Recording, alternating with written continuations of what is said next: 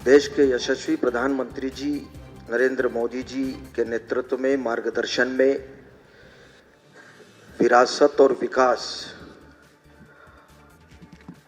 सबका साथ सबका विकास, इस परिकल्पना को पूरा करने का संकल्प मध्य प्रदेश के डॉक्टर मोहन यादव जी की सरकार ने दृढ़ संकल्पित है। और इस बात की खुशी है कि हमारे प्रदेश के यशस्वी मुख्यमंत्री ऊर्जावान, जोश और खरोश के साथ, जिनकी इच्छा शक्ति है, इच्छा शक्ति के साथ इस मध्य प्रदेश को विकास के रास्ते पर ऊंचाइयों तक, और जो दृढ़ संकल्प लिया है कि हमारा प्रदेश देश में विकास की श्रेणी में नंबर 1 पर आए, और इसी बात को लेकर के दृढ़ संकल्पित हैं। निश्चित रूप से सभी क्षेत्रों में जो विकास हुआ है वह अभूतपूर्व है। जितनी सराहना की जाए उतनी कम है। एक बार मैं पुनः हमारे यशस्वी मुख्यमंत्री डॉक्टर मोहन यादव जी का बहुत हृदय से धन्यवाद करते हुए, बधाई देते हुए कि 2 वर्ष का कार्यकाल बहुत ही उपलब्धि भरा कार्यकाल रहा है, और निश्चित रूप से हमारा प्रदेश निरंतर प्रगति के पथ पर है और सभी क्षेत्रों में निश्चित रूप से एक ऊर्जा से भरा हुआ है। मैं एक बार और आप सभी को, प्रदेशवासियों को बहुत बहुत बधाई देते हुए निश्चित रूप से इसी आशा और विश्वास के साथ कि हमारा प्रदेश निरंतर प्रगति के पथ पर आगे बढ़ेगा। निश्चित रूप से मैं आगे के लिए दीपक जी को बताऊंगा कि वो आगे कार्रवाई करें। धन्यवाद माननीय उप मुख्यमंत्री जी। मैं भारतीय जनता पार्टी के माननीय अध्यक्ष श्री हेमंत खंडेलवाल जी से रिक्वेस्ट करूंगा कि इस अवसर पर अपना उद्बोधन प्रदान करने का कष्ट करें। सरकार के विकास और सेवा के 2 वर्ष इस अवसर पे आयोजित पत्रकार वार्ता में हम सबके आदरणीय हमारे लोकप्रिय मुख्यमंत्री मोहन जी, उप मुख्यमंत्री आदरणीय राजेंद्र जी, आदरणीय देवड़ा जी, नीरज जी, हमारे सीपीआर महोदय, आशीष जी और यहाँ उपस्थित सभी पत्रकार बंधुओं का मैं हार्दिक स्वागत और अभिनंदन करता हूँ। आज का दिन हम सब के लिए बड़ा महत्वपूर्ण है, क्योंकि मध्य प्रदेश में भाजपा की मोहन यादव सरकार के नेतृत्व में सरकार सफलतम 2 वर्ष पूरे कर रही है। इस अवसर पे मैं डॉक्टर मोहन यादव जी, मंत्रिमंडल के सहयोगियों, संगठन के कार्यकर्ताओं और प्रदेश की जनता को हृदय से बधाई देता हूँ। हमारे देश के प्रधानमंत्री नरेंद्र मोदी जी के मार्गदर्शन में और मोहन यादव जी के प्रभावी नेतृत्व में प्रदेश में विकास एक नई ऊंचाइयों पे पहुंच रहा है। सरकार ने सुशासन, पारदर्शिता और त्वरित निर्णय लेने की क्षमता का प्रशासन को मूल आधार मानते हुए गरीब, युवाओं, किसान और महिलाओं के सशक्तिकरण को सर्वोच्च प्राथमिकता दी है। भ्रष्टाचार पे कड़ी कार्रवाई कर जवाबदेही की व्यवस्था को सुधारने का काम सरकार ने पारदर्शी तरीके से किया है। इस दिशा में मध्य प्रदेश में मोहन यादव जी की सरकार तीव्र गति से आगे बढ़ रही है और 2047 तक विकसित भारत के संकल्प को लेकर कार्य कर रही है। कुछ बिंदुओं पे मैं आप सबका ध्यान दिलाना चाहूँगा और विस्तृत हमारे मुख्यमंत्री जी सारा का सारा सरकार का 2 वर्ष का जो विकास है उस पर अपना मार्गदर्शन देंगे। गरीब कल्याण को लेकर हमारी सरकार ने कई अच्छे काम किए। जनजाति समाज का सम्मान और उत्थान को लेकर बजट में 40,000 करोड़ की राशि का न सिर्फ प्रावधान किया, बल्कि वीर योद्धाओं की प्रतिमाएं और राजा भभूत सिंह जैसे नायकों के नाम पे कैबिनेट आयोजित करके एक सामाजिक सम्मान देने का एक नया काम किया। महिला सशक्तिकरण में नई क्रांति, हमारा लाडली बहना में 1,500 की राशि की, देवी अहिल्या और नारी सशक्तिकरण मिशन की शुरुआत की। महिला उद्यमियों के लिए लगभग 275 करोड़ का प्रावधान किया। इसके अलावा युवा और रोजगार के लिए भी सरकार ने बड़े निर्णय लिए। 1 लाख सरकारी नौकरियों पे पद की भर्ती का काम किया। स्टार्टअप के 50,000 से 1.5 लाख की सहायता दी। निवेश के मामले में भी मध्य प्रदेश सरकार ने ऐतिहासिक काम किया। धार में प्रधानमंत्री मित्र में, जिसमें 3 लाख रोजगार और 6 लाख उत्पादकों को कपास के लाभ मिलेगा। 18 नई नीतियां और नया निवेश सिस्टम, 32 लाख करोड़ के प्रस्ताव और 23 लाख रोजगार। धरातल पे 8.57 लाख करोड़ के निवेश और देश में तीसरा सर्वाधिक निवेश करने वाला राज्य बना।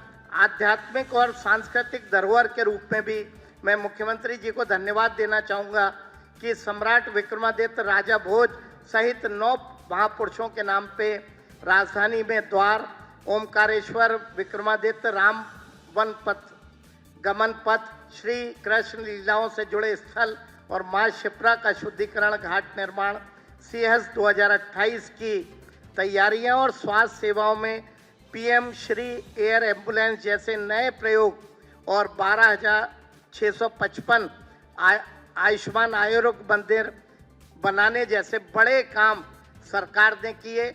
हर विभाग में, हर समाज के हर वर्ग को सरकार ने काम करने का प्रयास किया। मैं मध्य प्रदेश की भारतीय जनता पार्टी संगठन, मध्य प्रदेश की जनता की तरफ से 2 वर्ष सफलतापूर्वक सरकार के पूरे करने के लिए और जनहित के बहुत सारे जो नवाचार उन्होंने किए उसके लिए मैं मुख्यमंत्री मोहन यादव जी को और उनके पूरे मंत्रिमंडल को दिल से धन्यवाद देना चाहूँगा और उम्मीद करूँगा कि इसी पद पे हमारी सरकार आगे आने वाले समय में हर वर्ग के लिए और अच्छे काम करेगी। बहुत बहुत धन्यवाद। धन्यवाद आदरणीय खंडेलवाल सर। आज पत्रकार वार्ता के इस अवसर पर हम जो हमारी उपलब्धियां हैं उसके संबंध में कुछ पुस्तकों का हमने प्रकाशन किया है, उनका विमोचन भी करने जा रहे हैं। विकास और सेवा के जो 2 वर्ष कंप्लीट हुए हैं उसकी विभागवार उपलब्धियों के संबंध में एक पुस्तक का विमोचन किया जा रहा है। उसके लिए मैं माननीय मुख्यमंत्री जी से आग्रह करूंगा कि विमोचन करने का कष्ट करें।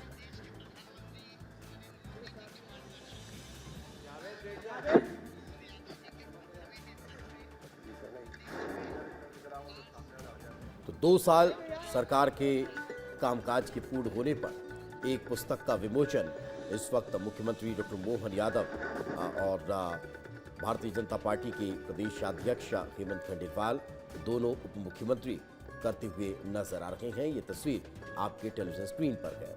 सरकार के 2 साल का कामकाज जो हुआ है उसका लेखा जोखा इस बुकलेट के माध्यम से आम जनता तक भी पहुंचेगा, आम जनता तक पहुंच पाएगा और साथ ही साथ आप उसके जरिए ये समझेंगे कि आखिर 2 साल में आप प्रदेश के विकास के लिहाज से कितना काम सरकार ने किया है। तो ये पुस्तक का विमोचन इस वक्त मुख्यमंत्री डॉक्टर मोहन यादव कर रहे हैं और इस कार्यक्रम में शिरकत करने के लिए प्रत्येक वर्ग के लोग यहाँ पर पहुंचे हुए हैं। अपने आप में बहुत खास ये पल हो जाता है जब इस कार्यक्रम के दौरान अलग अलग पुस्तिकाओं का विमोचन यहाँ पर किया जा रहा है। दरअसल 2 साल पूरे होने पर अब तक की क्या उपलब्धियां रखी है, सरकार ने किन सेक्टर्स में काम किया है, किन क्षेत्रों में काम हुआ है, उन सभी कामों की जानकारी सरकार के अब इन 2 सालों की जो उपलब्धियां हैं वो यहाँ पर अब से कुछ देर बाद मुख्यमंत्री डॉक्टर मोहन यादव देते हुए नजर आएंगे। हालांकि आपने अभी प्रदेश अध्यक्ष हेमंत खंडेलवाल को सुना जिन्होंने बताया कि किस तरह से काम हुआ है, कितना काम हुआ है, कितना विकास प्रदेश में हुआ है, किन किन सेक्टर्स में निवेश आया है, उस हर वर्ग की जानकारी यहाँ पर अब से कुछ देर बाद आपको मिलने वाली। मैं माननीय मुख्यमंत्री से रिक्वेस्ट करूँगा कि अपना उद्बोधन और प्रेजेंटेशन के माध्यम से लगे तो आपको अवगत कराने का प्रयास करें। आप प्रेजेंटेशन लगा दीजिए, शिफ्ट कर दीजिए।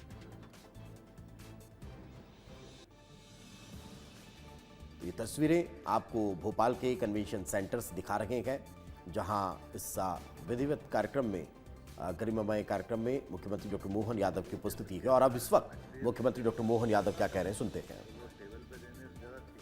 ये जो भी किताबें हैं इनका फोल्डर सभी टेबलों पर पहुंचा दें। इसके साथ साथ प्रेजेंटेशन की जो सॉफ्ट कॉपी है, आपके PDF कॉपी जो है आपके ग्रुप में अभी जस्ट पहुंचने वाली है। तो क्या प्रेजेंटेशन में वो स्लाइड में देख रहा था तो लगभग 40 है, 40 स्लाइड, और एक में 2 मिनट दूंगा तो ये 1.25 घंटे तो इसी में हो जाएंगे सर। तो वो सर तो मैं वो सोच के डर रहा था, तो इसलिए मैंने जल्दी जल्दी करना है। नहीं सर, इन तक हम प्रेजेंटेशन पहुंचा रहे हैं सर। हाँ, वो ज़्यादा सर। अच्छा है। अपने आज का दिन तो थोड़ा साथ में रह करके चाय पानी करने का है ज़्यादा। हाँ, मतलब मैं बोल तो संभाल के रहा हूँ, आप समझ रहे हो। थोड़ा थोड़ा बोलने वालने में बच्चे बड़े हो जाते तो तरीके से बोलना पड़ता है, नहीं जैसे घर में अपने को अपनी भी से बात करने में, भोजन सीधा बोल देने में थोड़ा सा तरीका लगा करके। आज की इस प्रेस वार्ता में मित्रों, हमारे बीच माननीय यशस्वी अध्यक्ष श्रीमान हेमंत खंडेलवाल जी, माननीय हमारे उप मुख्यमंत्री श्रीमान जगदीश देवड़ा जी, उप मुख्यमंत्री माननीय राजेंद्र शुक्ला जी, इस अवसर पर ACS नीरज जी, हमारे आशीष अग्रवाल जी मीडिया प्रभारी, हमारे CPR और आप सब।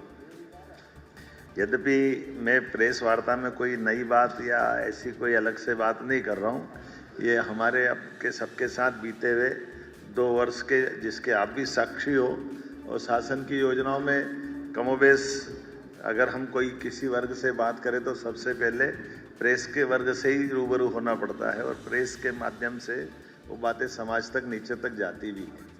उसी सिलसिले में यद्यपि ये सरकार के गठन के साथ जो जो काम किए गए हैं, विभाग भी बहुत सारे हैं, योजनाएं भी बहुत सारी है, और बहुत सारी योजनाओं में बहुत सारे क्षेत्रों में काम करने का प्रयास भी किया गया। लेकिन काम को करते करते ये बात भी सही है कि समय 2 साल का लगा, लेकिन ये काम भी इतना बड़ा रहता है कि 2 साल भी बहुत, अगर हम पीछे देखो तो बहुत लगते हैं, आगे देखो तो बहुत कम लगते हैं। तो ये इसीलिए हमने एक इसी के साथ पिछले मतलब इसी महीने से 2 साल की समीक्षा बीते कामों की और 3 साल के टारगेट विभागवार इस दिशा में काम करना प्रारंभ किया था, और वो सिलसिला चल भी रहा, काफ़ी हद तक हो भी गया है। ये थोड़ा नवाचार भी है, क्योंकि आमतौर पर विभाग की समीक्षा बजट के साथ साथ 1 साल में 2 बार विभाग की पर चर्चा आमतौर पर मुख्यमंत्री के साथ होती थी। लेकिन हमने इसमें थोड़ा नवाचार ये जोड़ा कि बीते 2 साल की भी अच्छी बातों को लेकर के सारे माननीय मंत्रीगण अपना प्रेजेंटेशन दे, तो वो एक पूरा 5 साल का हमारा समग्र एक लघु चित्र आंखों के सामने आ जाता है, जहाँ बीते हुए सारे कामों की बात और आने वाले 3 साल में और कैसे उस पर बढ़ा जाएगा। और उसी सिलसिले से जोड़ करके ये विकास और सेवा के 2 वर्ष, यद्यपि यह बात सही है कि यशस्वी प्रधानमंत्री नरेंद्र मोदी जी के शासनकाल में पूरे देश की कार्यपद्धति, काम करने के तरीके, टारगेट, केंद्र का समर्थन, और आज तो और जोरदार चीज आ गई है, वैश्विक परिस्थितियां भी आज के समय में भारत के साथ एक अलग प्रकार से जुड़ रही है, और ये जो वर्तमान का दौर चल रहा है उसका तुरंत असर ऊपर नीचे आने का भी पूरा बना हुआ है। लेकिन माननीय प्रधानमंत्री जी ने आपदा में से अवसर निकाल करके जो काम की पद्धति स्थापित की है, उसी का लाभ हम सबको दिखाई भी दे रहा है। अब मैं अपनी बात को कहाँ से शुरू करूं? हम अपने बीते कल की बात से ही बात आगे बढ़ा लेते हैं। तो ये हम सब देखते हैं कि मध्य प्रदेश के अंदर जो लॉ एंड ऑर्डर को लेकर के सबसे बड़ी प्रॉब्लम थी, हम सब देखते हैं 85 के बाद 87-88 से छोटे छोटे दलम बन करके नक्सलाइट अपना अपना टेरिटरी बनाने लगे, और उस टेरिटरी के बीच में से ये नया अनुभव आया था। कभी सोचते नहीं थे आदिवासी अंचल भूला भाला हमारा छत्तीसगढ़ का बेल्ट या मंडला बालाघाट डिंडोरी तक के इस बेल्ट में कभी पहला तो संयुक्त मध्य प्रदेश था, 90 के बाद वो दौर बदला और 2002-03 तक आते आते 2 राज्यों में बदल गया। लेकिन घटनाएं घटने लगी और उसमें क्या क्या हुआ ये दोहराना नहीं चाहूँगा। कल की प्रेस कॉन्फ्रेंस में मैंने बोल दिया उन सारी बातों को, लेकिन 90 से पहली घटना सामने आती है, 88-89 से दल गठन होने लगे और बाद के घटनाक्रम में तो ये हुआ कि 17 पुलिसकर्मियों की 95 में एक तरह से हत्या होती है। ये पहली बार हमारे राज्य में हुआ है कि पूरी की पूरी बस के हमारे सशस्त्र बलों का एक तरह से बहुत भीषण वो नरसंहार जैसा हुआ।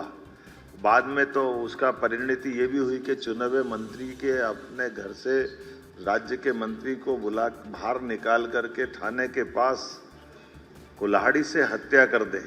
ये मध्य प्रदेश में पहली बार ऐसा हुआ था, कभी सोचा ना समझा, लेकिन अपनी सबके आंखों के सामने मध्य प्रदेश का वो इतिहास बना है।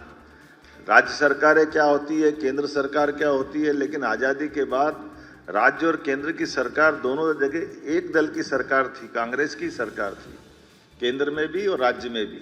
लेकिन इतनी बड़ी घटना के बाद में भी कोई ठोस रणनीति बने, योजना बने, इसका निराकरण हो, और उसका परिणाम क्या आया कि कई हमारे आदिवासी भाई बहन सहित कई शहरी को, कई राहगीर के किसी का हाथ कट गया, किसी का पैर काट दिया, किसी की बच्चे सहित पूरे परिवार को समानांतर थाने चल रहे हैं, समानांतर कोर्ट चल रही, समानांतर सत्ता चल रही, मंत्रिमंडल का गठन नक्सलाइटों का अपना अलग चल रहा है। ये सब एक तरह से पूरे देश के साथ साथ मध्य प्रदेश के साथ में भी स्थापित हुआ।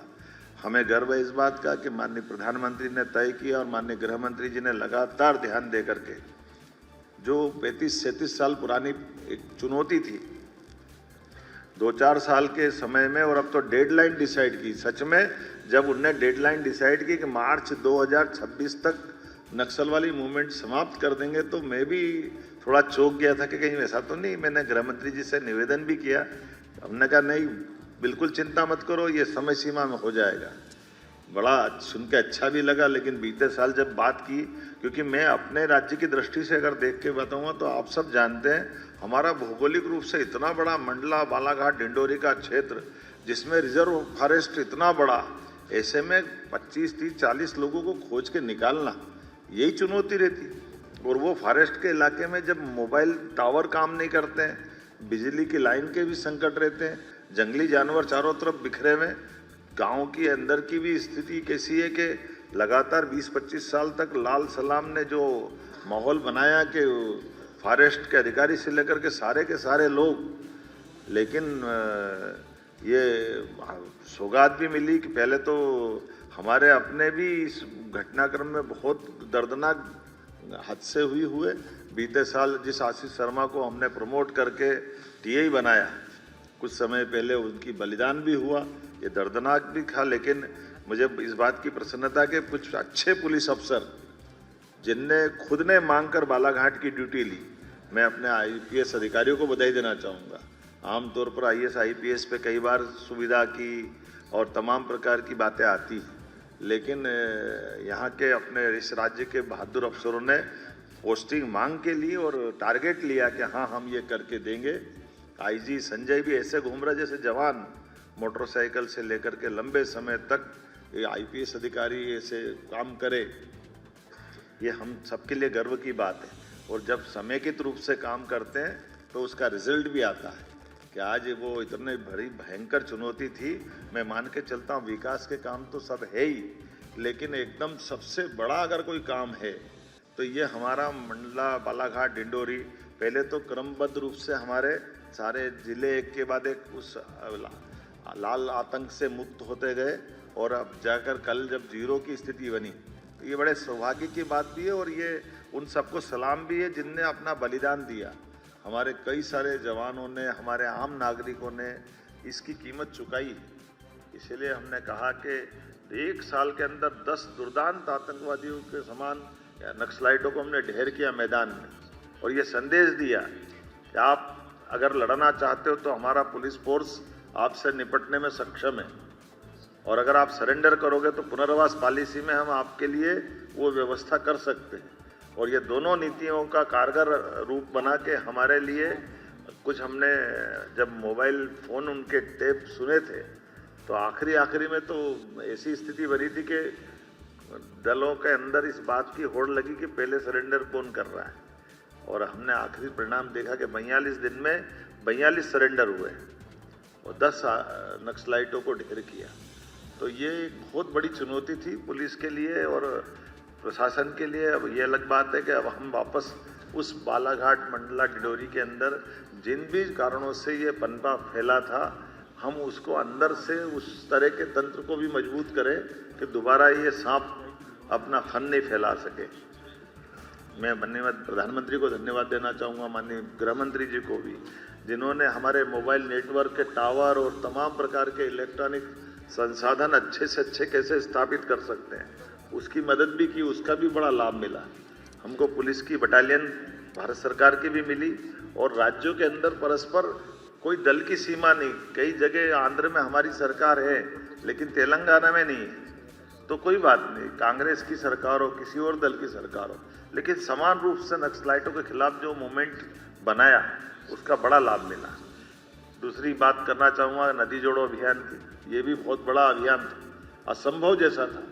कभी अटल जी की बात याद करें कि बुंदेलखंड में केन बेतवा नदी जोड़ो अभियान की जब बात आई थी, वाकई ये ऐसा लग रहा था कि तो क्या होगा, भगवान जाने कैसे करेंगे। लेकिन केन बेतवा नदी जोड़ो का जो लाभ मिला बहुत तेज गति से, और अब तो रोज नए नए जिले जुड़ रहे हैं। नहीं तो हम इधर कभी सोचते नहीं थे कि भोपाल, इंदौर, उज्जैन ये तो नर्मदा जी से ही जुड़ गए थे, लेकिन ये पर्वती कालीसिंध चंबल का कैचमेंट एरिया है। इधर नीमच, मंदसौर, चंबल तो वर्षों से थी, गांधी सागर डैम भी वर्षों से था, लेकिन नीमच मंदसौर में सिंचाई का रकबा का माननीय गृह मंत्री जी मौजूद है। हमारा पानी, हमारी नदी, हमारा कार्यक्षेत्र, लेकिन पीकेसी योजना से अब लाभ पूरा लेंगे। ये पीकेसी नहीं, पीकेसी ने तो और एक नया दौर लिखा। माननीय प्रधानमंत्री जी ने जयपुर के अंदर भाषण में जिसको कोड किया श्रीमान नरेंद्र मोदी जी के शब्दों में कि आज का ये जो पीकेसी पार्वती कालीसिंध चंबल योजना का शुभारंभ ये नए युग की सूत्रपात है। जब दो राज्यों के बीच सालों से झगड़े चलते हैं हाई कोर्ट, सुप्रीम कोर्ट में, और कई बार तो हिंसक घटनाएं हुई दक्षिण के राज्यों में, लेकिन परस्पर सौहार्दता के बलबूते पर राजस्थान में भी पानी पहुंचेगा, मध्य प्रदेश भी पानी लेगा, और हमारे इस क्षेत्र के अंदर पीने के पानी की, सिंचाई की, उद्योगों की रचनाओं को पानी के माध्यम से डेवलपमेंट करने की पूरी फ्रीडम मिल रही है। तो ये नदी जोड़ो अभियान और एक सिलसिला चालू होता तो फिर कहाँ तक रुकता है। कितना अच्छा लगता है कि केवल राजस्थान नहीं, केवल उत्तर प्रदेश नहीं, महाराष्ट्र के साथ जोड़कर भी ताप्ती का पूरा ये एक नया प्रकार का वाटर रिचार्ज का पूरा प्रोजेक्ट बनाया, और 70,000 करोड़ ये सारे चीजों में भारत सरकार 10% केवल राज्यों के लिए लगाने की बात कर रही, 90% अदरवाइज अगर इतने बड़े प्रोजेक्ट हम कैसे खड़ा करेंगे। 1 लाख करोड़ की पीकेसी योजना तो 90,000 करोड़ भारत सरकार दे रही, 70,000 करोड़ की पार्वती कालीसिंध चंबल योजना, ऐसे 70,000 करोड़ की हमारी ताप्ती के साथ योजना बनी, जो हमारा बुरहानपुर के बाद खंडवा, खरगोन के हिस्से से होते हुए इस पूरे नए वाटर रिचार्ज का पूरा एक नया प्रकार का बेसाल्ट हमारा पूरा काम आएगा। उसी के साथ मंदाकिनी, चित्रकूट के अंदर केन बेतवा का फिर रिवाइज प्रोजेक्ट दिया, जिसके आधार पर हमारी चित्रकूट की धारा भी सरसब्ज होगी, चित्रकूट का धाम भी जगमगाए। ये पार्वती कालीसिंध चंबल योजना, और उसमें और नवाचार कैसे हुए, जल की रचनाओं पे भी जब ध्यान जाता तो आमतौर पर तीर्थ की रचना नदी माताओं के माध्यम से होती है। अकेले उज्जैन को देखें तो उज्जैन की क्षिप्रा नदी में 2 चुनौतियां हमको थी।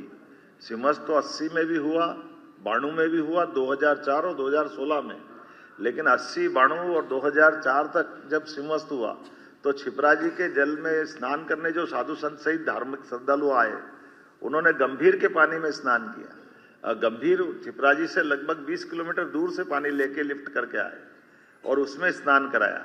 स्नान तो हुआ, कुंभ भी हुआ, सिंहस्थ भी हुआ, लेकिन मन में भाव कचोटता रही है कि ये अपन किस जल से स्नान करा रहे हैं। साधु संतों को तो मालूम नहीं, लेकिन हमको तो मालूम है। 2016 में हमने नर्मदा जी में स्नान कराया, तो ये बात सही है कि नर्मदा जी के टाइम क्षिप्रा लिंक योजना में नर्मदा का मिलन हुआ, तो ये संदेश तो था। तो कई संतों ने मजाक में कहा भी कि अगर हमको यहाँ आके स्नान करना है उज्जैन में तो फिर तो ओंकारेश्वर में ही कर लेना चाहिए, क्योंकि ये तो कुंभ सीमस तो उज्जैन में हो रहा है, जल तो आप नर्मदा जी का दे रहे हो।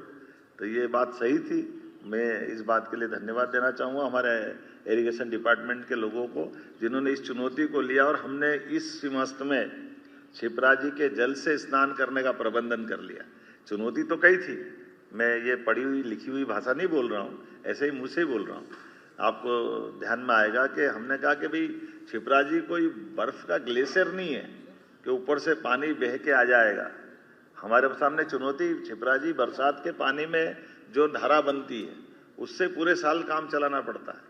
तो फिर योजना बनी कि इस बरसात के पानी के समय पानी को लिफ्ट करके एक बड़ा तालाब बनाए। तो बड़ा तालाब हमारा उज्जैन के पास बनाया, उसकी क्षमता इतनी बड़ी कि वो पूरे साल फिर प्रवाह के माध्यम से क्षिप्रा जी में जल पहुंचाएगा। तो ये लगभग 800 करोड़ की योजना बनी, जिसके आधार पर अब क्षिप्रा जी के जल से क्षिप्रा जी में लोग स्नान कर पाएंगे पूरे साल। लेकिन एक चुनौती और थी कि क्षिप्रा जी का जल तो शुद्ध कर देंगे, लेकिन हमारी जो भौगोलिक रचना ऐसी कि इंदौर का बढ़ता हुआ भौगोलिक एरिया, लेकिन उसकी ढलान तो उज्जैन की तरफ थी। तो नर्मदा जी का पानी हो या क्षिप्रा जी का हो या गंभीर का हो, वो सब हमारा, जिसको हम खान भी कहते हैं कान भी कहते हैं, उस नदी के माध्यम से पूरा गंदा पानी इंदौर का सीवर का पानी उज्जैन आ जाता है। तो ऐसे में चुनौती ये थी कि वो पानी को शुद्ध कैसे रखें।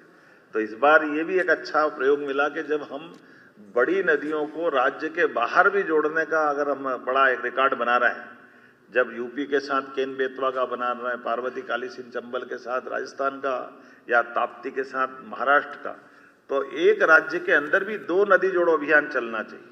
तो एक राज्य के अंदर गंभीर और खान नदी को जोड़ने का प्रोजेक्ट बना, जिसके कारण से उज्जैन से लगभग 15 किलोमीटर दूर पानी को शिफ्ट करके डाउन स्ट्रीम में गंभीर की ऊपर गंभीर का डैम बनेगा, नीचे गंभीर का पानी सूखी नदी में जाएगा, तो वहाँ सिंचाई करके लोग उस पानी का किसान उपयोग करेंगे और ये गंदा पानी मिलने से क्षिप्रा जी का रुकेगा। ये प्रोजेक्ट भी इसी के माध्यम से, मौका पड़ेगा तो पत्रकार साथियों आपको ले चल के दिखाएंगे कि अंडर डक्ट बन करके 50 किलोमीटर नीचे बड़ा ट्रक अंदर से चला जाए, इतनी बड़ी टनल बनाना, उस टनल में नदी की धारा, ऊपर लोग खेती कर रहे हैं, किसानी कर रहे हैं, ऊपर खेती नॉर्मल चल रही, लेकिन नदी की धारा नीचे जा रही है। तो ये भी अपने राज्य के अंदर पहली बार ऐसा हुआ कि नदी से नदी जोड़ो अभियान में ये एकदम नीचे से ऊपर के बीच में, नीचे नदी का मूल स्रोत अलग, बीच में टनल अलग, ऊपर खेती चल रही है, तो 3 मंजिल पे काम हो रहा है। ये अपना एक नया प्रयोग, लेकिन इस पे भी हमारी सरकार ने काम किया है। ऐसे एक नहीं कई प्रयोग हमने और किए। उदाहरण के लिए आपने सबने देखा होगा, यही भोपाल में GIS नहीं होती थी, रीजनल इंडस्ट्री कॉन्क्लेव नहीं होती थी। उद्योग के मामले में एग्रीकल्चर ग्रोथ रेट तो हमारी बहुत अच्छी थी, लेकिन एग्रीकल्चर ग्रोथ रेट के अलावा भी हमारे राज्य के अंदर इंडस्ट्री जब तक नहीं आएगी तब तक हमारी ठोस अर्थव्यवस्था पे प्रश्न खड़ा होता था। और उस व्यवस्था पे विचार करने के बाद हमने निर्णय किया कि रीजनल इंडस्ट्री कॉन्क्लेव होना चाहिए। तो छोटे छोटे संभाग केंद्रों पर, ये मानता हूँ ग्वालियर जबलपुर तो बड़े थे, भोपाल भी बड़ा था, लेकिन इंडस्ट्री कॉन्क्लेव पहली बार हुई। कई लोग आश्चर्य जब हम कर रहे थे कि बड़े बड़े उद्योगपति आकर के कहते ग्वालियर में हम पहली बार आए, जबलपुर पहली बार आए। तो जब जबलपुर ग्वालियर तो आए, लेकिन सागर और नर्मदापुरम में भी और शहडोल में भी, शहडोल में तो जो हमारा इस्पात का कारखाना TMT सरिया वाले ने लगाया, वो अग्रवाल जी आकर बोलते कि मैं तो बिल्कुल पास का छत्तीसगढ़ का ही हूँ, लेकिन मुझे ध्यान ही नहीं गया कि शहडोल में भी हो सकता है क्या ये 3000 करोड़ का बड़ा एक इंडस्ट्री का पार्क। ऐसे निवाड़ी जैसे जगह जिले में एक बड़ा इंडस्ट्री, अब निवाड़ी 1.5 विधानसभा का जिला, लेकिन निवाड़ी जैसे जिले में एक 3000 करोड़ का बड़ा कारखाना इस्पात का अगर वो लगता है, तो ये हमको सबको प्रेरणा भी देता है, गर्व भी होता है। और अलग अलग नेचर की सब क्षेत्रों में अब खाद का कारखाना सागर में चालू हो जाए, ये भी आश्चर्य है। और खाद भी कौन सा, जिसके लिए 12-32-16 NPK यूरिया, अब ये हमारे राज्य के अंदर आज अधिकांश खाद तो हमारा झाबुआ और सागर से ही पूरा हो रहा है। केवल भारत सरकार की परमिशन चाहिए, बाकी तो अपने राज्य में ही बन रहा है। अब ये भी एक थोड़ा नया और चुनौती वाला भी है कि केवल रसिया पे डिपेंड नहीं है, हम तो हमारे राज्य में बना रहे हैं और हमारे राज्य के अंदर उद्योगपति उसको दे भी रहे हैं। ये एक नहीं, ऐसी कई सारी सौगातें। पंप स्टोरेज, अभी मैं जब ग्रीनको के लिए हैदराबाद में गया तो हैदराबाद में जिस कंपनी में मैं गया और जिस कंपनी ने यहाँ लगभग 6,000 करोड़ का निवेश किया है पंप स्टोरेज, राज्य के अंदर सौहार्दपूर्ण संबंध आसपास का रहने का क्या परिणाम आता है बताना चाहूँगा। ये देश का नहीं, दुनिया का सबसे बड़ा पंप स्टोरेज हाइड्रोल पावर हमारा बना है नीमच में। माननीय गृह मंत्री जी, आपने माननीय उप मुख्यमंत्री जी है, उसके अंदर उन्होंने खुद ने कहा कि ये इससे पहले हमारा दक्षिण में हैदराबाद के पास बनाया था तो 4 साल लगे थे हमको बनाने के, और अगर ये विदेश में बनता तो ये 8-10 साल में सारी परमिशन लेके होता है, लेकिन मध्य प्रदेश में 2 साल से भी कम समय में हो गया। उसमें से मैं ही भूल गया, एक तो उन्होंने मेरे को धन्यवाद दे रहे थे तो मैंने कहा मेरा क्या रोल है, बोले आपका ये रोल है कि जब आप नीमच तरफ आए थे एक इंडस्ट्रियल समिट में मिले थे तब हमने कहा था कि सब ये पंप स्टोरेज में एक ऊपर टैंक बनाना पड़ता है, एक नीचे टैंक बनाना पड़ता है।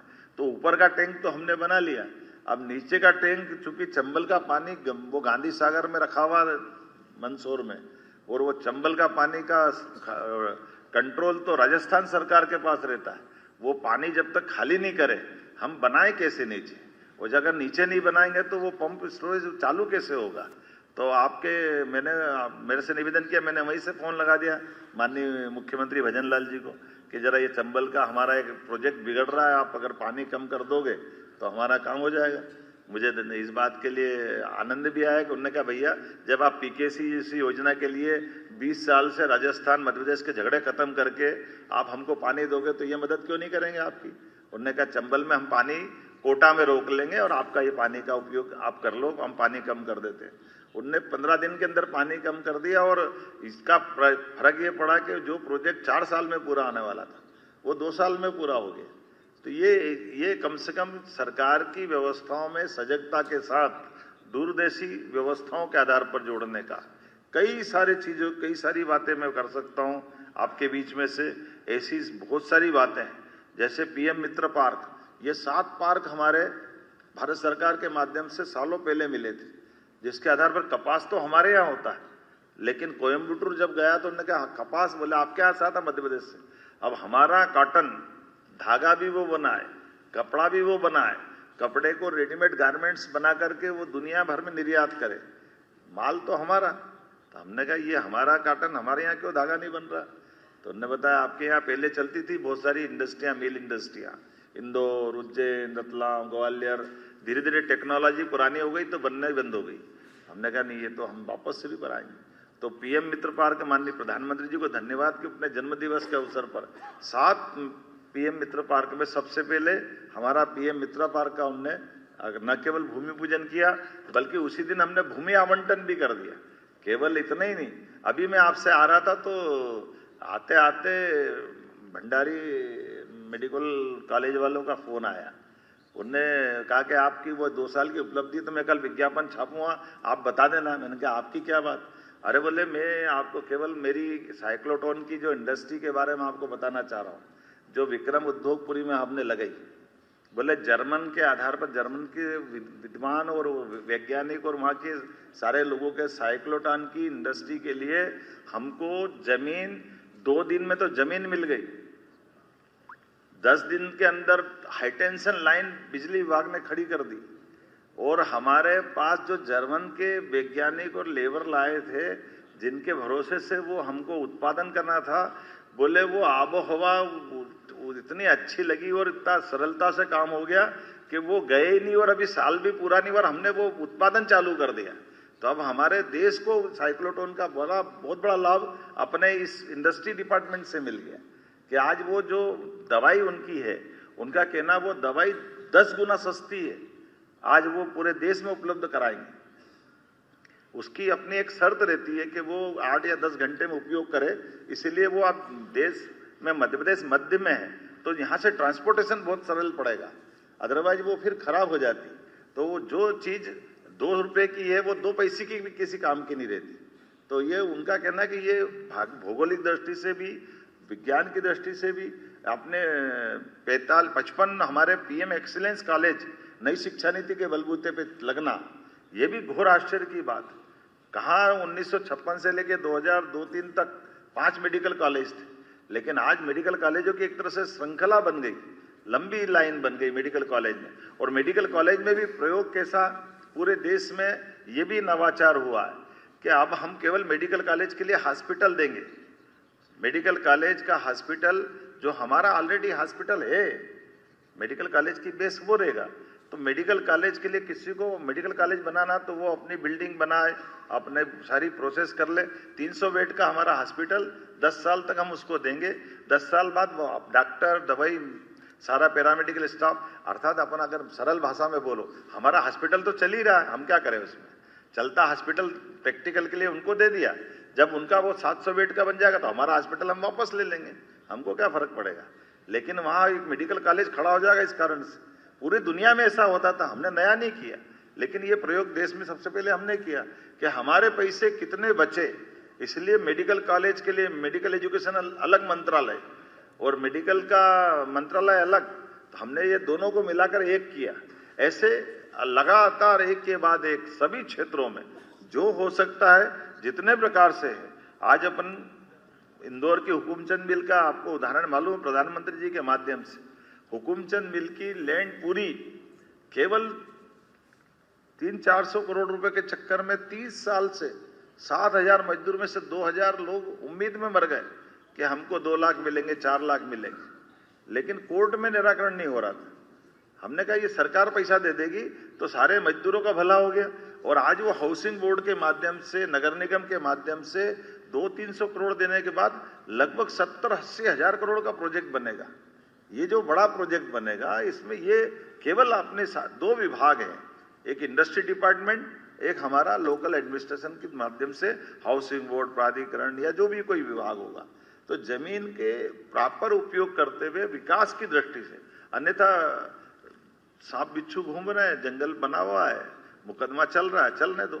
जैसे उसी प्रकार से जैसा हमारा ये भोपाल का कचरा 40 साल से सड़ रहा था यहीं पे भोपाल में, जब भी गूगल खोलो भोपाल को पूछो तो एक बच्चा मरा, आँख खुली, उसको दिखता था भूत जैसा, क्या करो उसको। ये भोपाल की पहचान बनी थी, लेकिन आज भोपाल की पहचान उससे बदल के GIS भोपाल में हो रहा है, विकास हो रहा है। घटना हो गई, परमात्मा करे कोई ऐसी घटना नहीं होना चाहिए, लेकिन घटना के बाद वो कचरा कब तक पड़ा रहना चाहिए। Court, high court, supreme court सब हो रहा है, तो उसका निष्पादन प्रॉपर कराया, और निष्पादन कराने के बाद आज जो हमको करना वो करेंगे। लेकिन इन पुरानी समस्या से निपटना तो हमको पड़ेगा ही सही। शहरीकरण के आधार पर 2 मेट्रोपॉलिटन अथॉरिटी, हमारा भोपाल भी बढ़े, केवल शहर के अंदर ही क्यों बढ़े, लंबा प्लान करना पड़ेगा। आज हैदराबाद था राजधानी जब था आंध्र का, आज अमरावती खड़ी करके उन्होंने अपने आप में एक बड़ी कैपिटल बनाने का प्लान कर लिया। ये वो आदर्श उदाहरण है। माननीय प्रधानमंत्री जी के नेतृत्व में राष्ट्रपति निवास, प्रधानमंत्री निवास, नई पूरी पार्लियामेंट दिल्ली के अंदर बनके तैयार हो गई। तो ये जो नया निर्माण करते हुए भी हम चीजें खड़ी कर सकते हैं, ये आदर्श उदाहरण है। तो इंदौर उज्जैन मेट्रोपॉलिटन, भोपाल मेट्रोपॉलिटन, केवल भोपाल नहीं तो बगल का नर्मदापुरम, रायसेन, सीहोर, विदिशा, ये 5 को जोड़ के इधर आष्टा तक का, उधर से 4-5 जिलों का मिलाकर हमारा दूसरा मेट्रोपॉलिटन, ये दोनों को जोड़ करके ये बड़ी विकास की संभावना भी है। और लंबा प्लान करते हुए लगभग डेवलपमेंट के लिए 10-20 किलोमीटर नहीं, अकेले इंदौर उज्जैन मेट्रोपॉलिटन की बात करेंगे तो 11,000 करोड़, 11,000 किलोमीटर से ज्यादा पूरा सराउंडिंग एरिया बनेगा। और मूल रूप से डेवलपमेंट के लिए अगर बात करें तो बड़ा हमारा आकर्षण बनता औद्योगिक क्षेत्र से।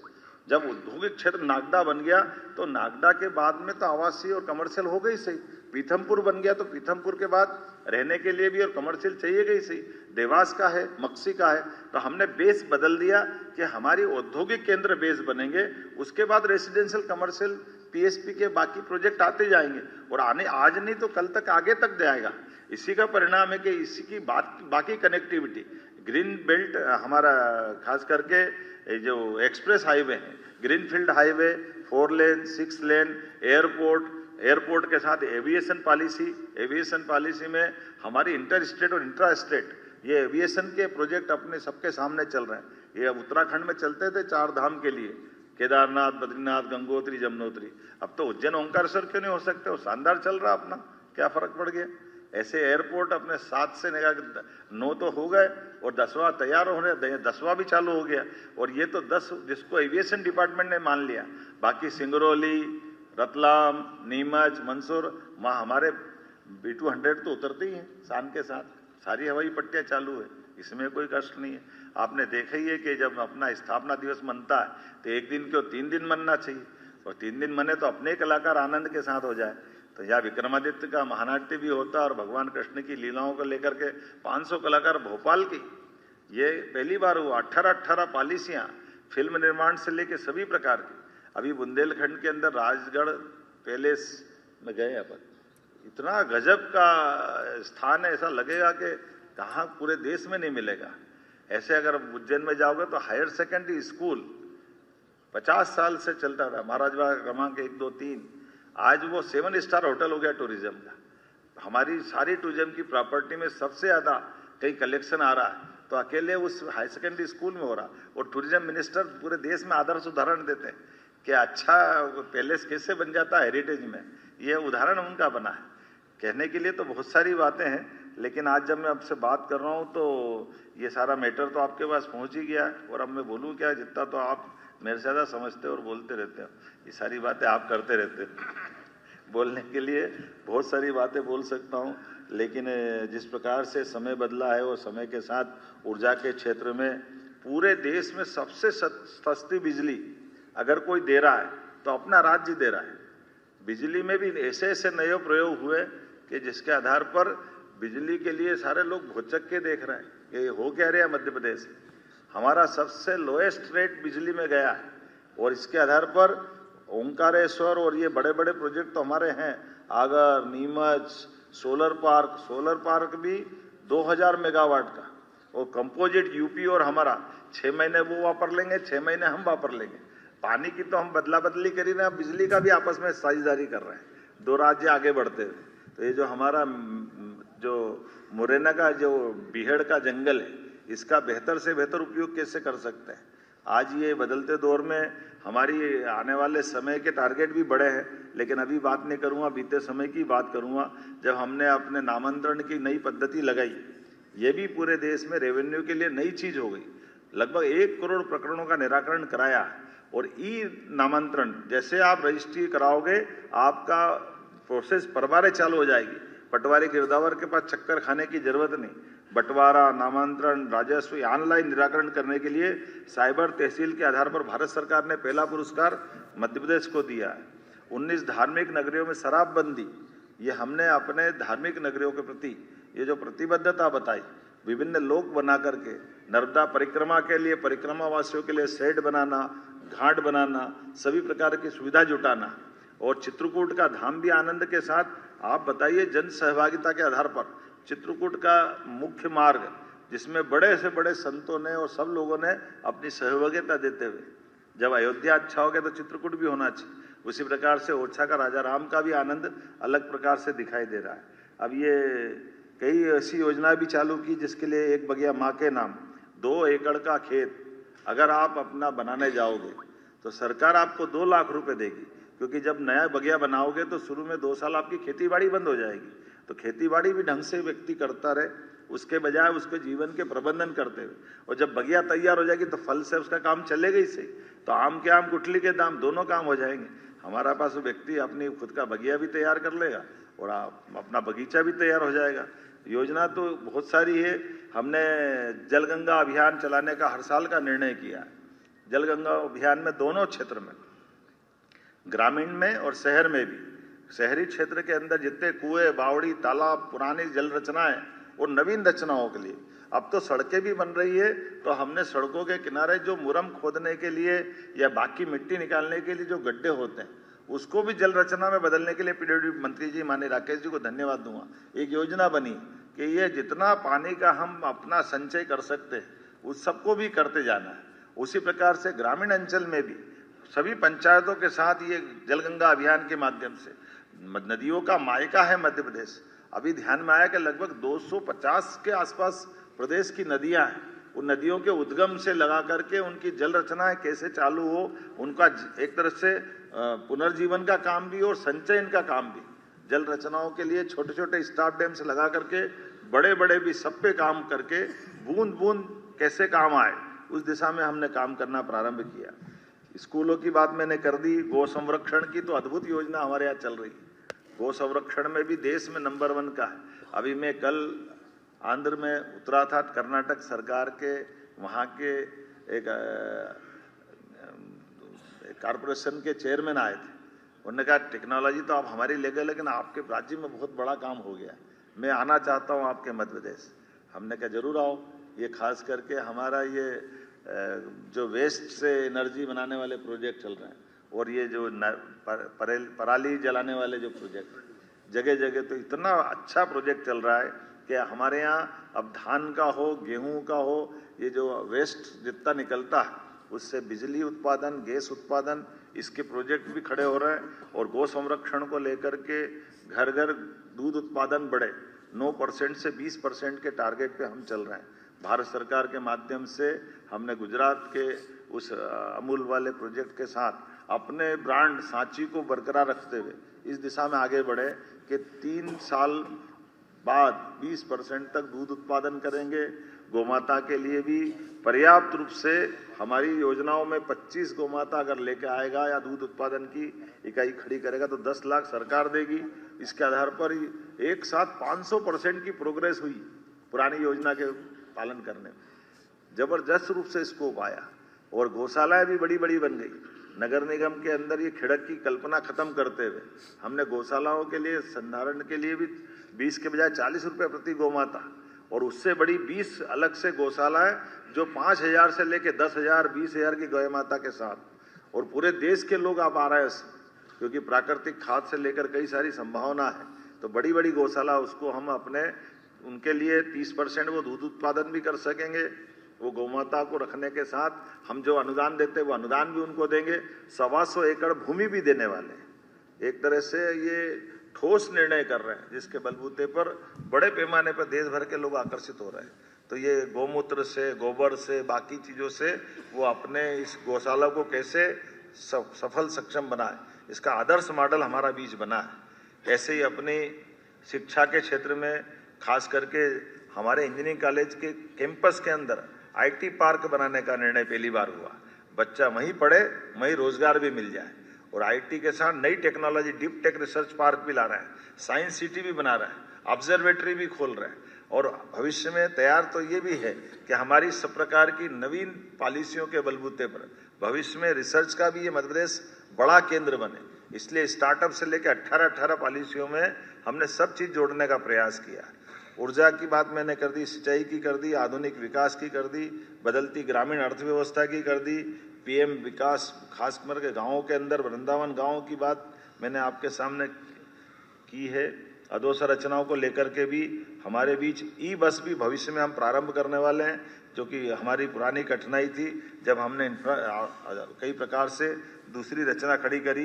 गरीब उत्थान के लिए भी सरकार के माध्यम से आपको केवल जानकारी के लिए बताना चाहूँगा, हमने बजट को भी 5 साल में डबल करने का जो टारगेट लिया है। 11,000 रुपये प्रति व्यक्ति आई थी 2002-03 तक। जब हमारी सरकार बनी तो 1,42,000 रुपया आई प्रति व्यक्ति हुई।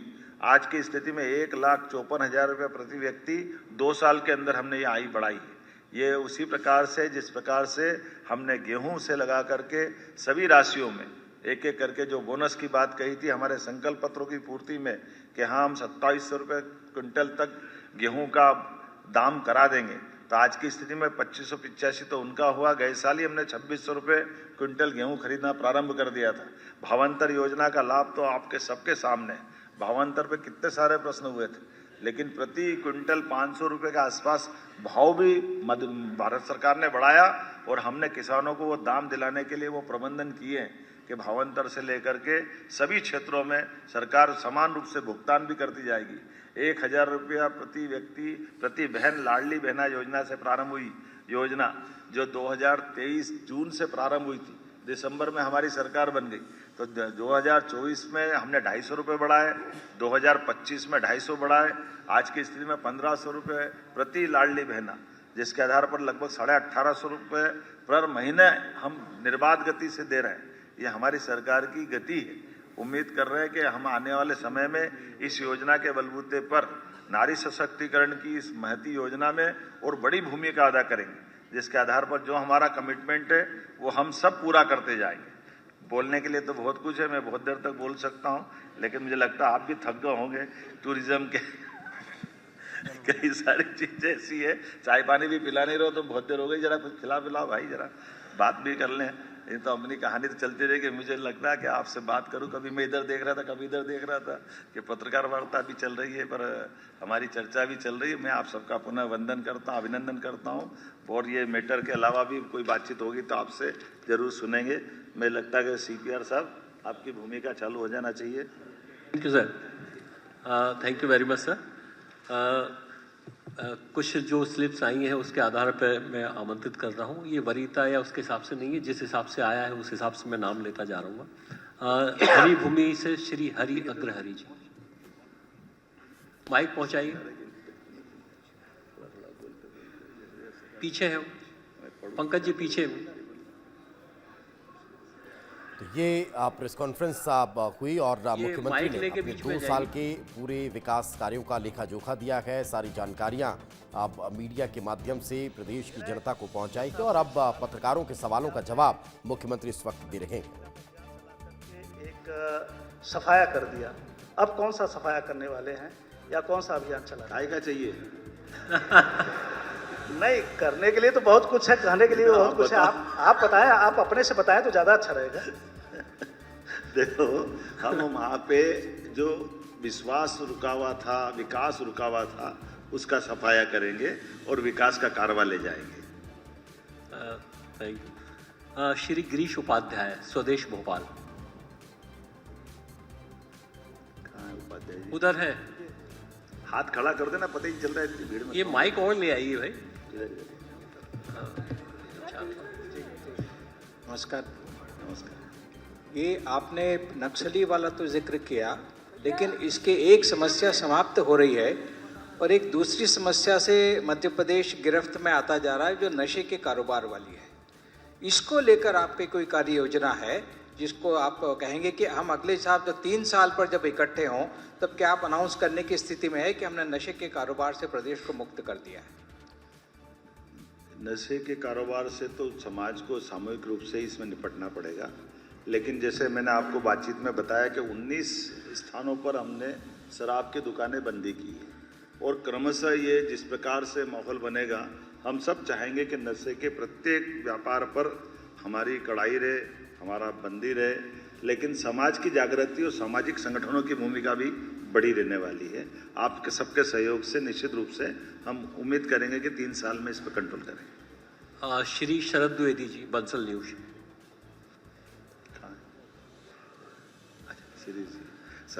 शरद जी बोले, शिरीष जी बोले? शरद जी बोला मेरे ख्याल से सर। बधाई आपको मुख्यमंत्री जी, 2 वर्ष आपकी पूरी सरकार को, और अच्छा लगा ये जानकर कि अब शिप्रा के पानी से ही स्नान होगा, धागा मध्य प्रदेश में बनेगा, एक ऐसी टनल भी आप बना रहे हैं कि ऊपर खेती होगी और नीचे देखने को मिल रहा है। और अब पत्रकारों के सवाल जो हैं उनका जवाब मुख्यमंत्री डॉक्टर मोहन यादव देते हुए नजर आ रहे हैं। अलग अलग सेक्टर के, अलग अलग संस्थाओं के जो वरिष्ठ पत्रकार हैं वहां पर इकट्ठा हुए हैं और अब उनके सवालों का जवाब यहां मुख्यमंत्री डॉक्टर मोहन यादव दे रहे हैं। आपको ध्यान को कि प्रदेश में 2 साल में जितना विकास हुआ है उसको लेकर मुख्यमंत्री डॉक्टर मोहन यादव ने बताया है कि क्या हुआ है, किस तरह से और आगे काम रहने वाला है, और उन्हीं दिशाओं में अभी लगातार काम चल रहा है। यानी चाहे सेहत का जिक्र हो, प्रदेश में विकास की बात हो, नक्सलवाद का जिक्र हो, हर सेक्टर पर काम हुआ है, प्रदेश की उन्नति का काम हुआ है। क्या कुछ कह रहे हैं मुख्यमंत्री, सुनते हैं। जी आपका धन्यवाद। जैसा कि हमने अपनी प्रायोरिटी में बताया था कि हमने अपनी 2024 में बहनों के लिए वो वर्ष समर्पित किया, ये वर्ष उद्योग और रोजगार के लिए किया। तीसरा हमारा एग्रीकल्चर सेक्टर है। एग्रीकल्चर सेक्टर में हमारे वर्तमान में जो इतने भी प्रोजेक्ट चल रहे हैं, वो युवाओं को रोजगार देने के लिए, गरीब की गरीबी दूर करने के लिए। लेकिन एग्रीकल्चर में जितनी ग्रोथ रेट हमारी है, उस ग्रोथ रेट को मेंटेन करते करते जो वर्तमान में हमारा सिंचाई का रकबा, जैसे केवल जानकारी के लिए बताऊंगा कि हमारा ये जो सिंचाई का रकबा लगभग 42 लाख हेक्टेयर था, आज की स्थिति में हम इसको 54 लाख हेक्टेयर तक ले गए। लेकिन 5 साल में हम 100 लाख हेक्टेयर तक ले जाने वाले हैं। जब 100 लाख हेक्टेयर तक ले जाएंगे तो ये जितनी बड़ी बड़ी परियोजना मैंने नदी जोड़ों की बताई, इसके साथ साथ जो प्रोजेक्ट हमारे चल रहे हैं उसका डिटेल भी हम दे देंगे कि हम ये जो कह रहे हैं ये ठोस कह रहे हैं। लेकिन इतना भी जानते हैं कि जब हमारा सिंचाई का रकबा बढ़ेगा तो हमारी एग्रीकल्चर ग्रोथ रेट भी बढ़ेगी और क्रॉप हमारे पास ज़्यादा आती है तो उसकी चुनौती भी बढ़ती जाएगी। तो हमारी क्रॉप की प्रोसेसिंग यहीं हो जाए, हमारे किसानों को उसका दाम सही मिल जाए, उसमें कोई कठिनाई नहीं आए, इसीलिए इस दिशा में हम लगातार काम कर रहे हैं। और ये एक बड़ा टारगेट है, जब हम अपने किसानों की समृद्धि के लिए तीनों तरह से काम करेंगे, वो बागवानी के क्षेत्र में जाए, वो वार्षिक खेती उत्पादन में काम करे, सब्जी बाकी चीज़ों में, लेकिन मसाले की खेती भी करे, आयुर्वेदिक खेती भी करे। और उसी के साथ साथ जैसे मान लो ज़्यादा प्याज आ जाए तो प्याज उसको फेंकना नहीं पड़े, तो इसलिए हम एरिया आइडेंटिफाई करके प्याज से पाउडर कैसे बनता है, लहसुन से पाउडर कैसे बनता है, तो उससे जुड़ी हुई इंडस्ट्रियों को जोड़ करके उसकी प्रत्येक क्रॉप का दाम भी सही मिले और कठिनाई नहीं आए, इस पे भी काम करें। लेकिन ये बात भी सही है कि केवल एग्रीकल्चर ग्रोथ रेट में ऑर्गेनिक का उपयोग जो होता है, रासायनिक खादों का, हम ये दुनिया के अंदर, मध्य प्रदेश खासकर देश के अंदर भी सबसे ज़्यादा प्राकृतिक खेती कहीं होती है, जैविक खेती हो तो मध्य प्रदेश में होती है। तो हम इस पे भी समान रूप से काम कर रहे हैं कि प्राकृतिक खेती को भी प्रोत्साहन कैसे दें, उसकी जैविक खेती को प्रोत्साहन कैसे दें, इसके मार्केट कैसे डेवलप करें। और उसकी थोड़ी जाँच का भी एक कमजोर पक्ष है कि वो बड़ा कठिन जाता है कि वो कह देता तो मानना पड़ता अपने को कि वो ऑर्गेनिक है, लेकिन उसकी नीचे तक की जांच होकर के उसे बाजार मिले ताकि वो योग्य प्रकार से फसल का दाम ले। लेकिन ये भी बात सही कि एग्रीकल्चर के साथ साथ हम रोजगार परक सभी चीज़ों के साथ औद्योगिक निवेश के आधार पर, अधोसंरचना के आधार पर, जैसे हमने कहा कि अभी इसी साल मुझे लगता है कि हमने संकल्प पत्र में कहा था माननीय प्रधानमंत्री जी के शब्दों में कि हम हर कॉन्स्टिट्यूंसी में, मतलब लोकसभा में, एक मेडिकल कॉलेज देंगे। वो तो हम दे दिए, लेकिन ये जो अभी हमारे पूरे प्रोजेक्ट चल रहे हैं तो 55 जिले में आज की स्थिति में 52 मेडिकल कॉलेज हमारे हो जाएंगे। तो हम ये चाहेंगे कि जिला स्थान पर मेडिकल कॉलेज आए, और केवल मेडिकल कॉलेज जो हमारी एलोपैथिक नहीं आए, एलोपैथिक के अलावा आयुर्वेदिक भी आए। तो आयुर्वेदिक में वेलनेस के आधार पर हमारा, चूंकि वनांचल का बहुत बड़ा इलाका है, धार्मिक पर्यटन का बहुत बड़ा इलाका है, तो हमारे यहाँ मेडिकल टूरिज्म भी डेवलप हो, जो इलाज कराने के लिए देश दुनिया से हमारे यहाँ लोग आए। तो ये इनके लिए मूल इंफ्रास्ट्रक्चर, एयरपोर्ट बनाना, एविएशन की दृष्टि से भी उस पर काम करना, टूरिज्म के लिए जो जो बाकी चीज़ें हैं, ऐसे ओल्ड एज होम भी जैसे मथुरा में अच्छी स्कोप है, ऐसे धार्मिक पर्यटन के केंद्रों पर हमारे में से कई लोग अपने ज़िंदगी के काफ़ी समय यहाँ गुजारना चाहते हैं।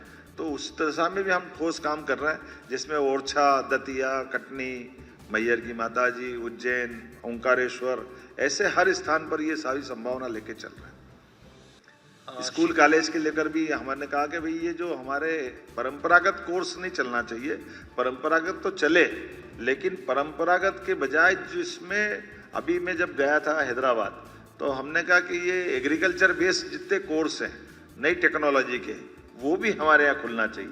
तो अधिकतम नए से नए कोर्स खोल करके हमारी बौद्धिक क्षमता वाले लोग यहीं रुके, उनको रोजगार मिले, उनको बाकी अनुकूलता मिले, इस पे काम करें।